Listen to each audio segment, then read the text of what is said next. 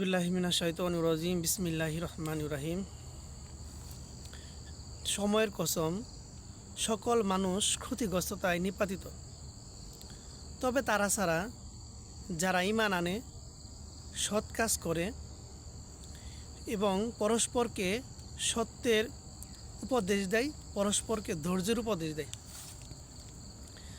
আমরা দুনিয়াতে মানুষ, আমাদের কাজ, আমাদের কর্ম, আমাদের সকল দিক দিয়ে আমরা কি ক্ষতিগ্রস্ততার মধ্যে নিমজ্জিত রয়েছি। এটা আল্লাহ তাআলা কোরআনে পাকে বলেছেন সূরা আল আসরে। তবে তারা ছাড়া যারা ঈমান এনেছে, আল্লাহর প্রতি ঈমান এনেছে, সৎ কাজ করেছে এবং সে মানুষকে দিনের পথে ডাকছে এবং তারপরে বলা হচ্ছে সত্যের উপদেশ দিচ্ছে এবং ধৈর্যের উপদেশ দিচ্ছে। আমাদের এই চারটি বিষয়ে যারা এর বাইরে আছি, তারা সময় আমাদের জন্য খুবই খারাপ যাচ্ছে। আমরা চেষ্টা করব এই চারটি কাজ করার জন্য। আসসালামু আলাইকুম।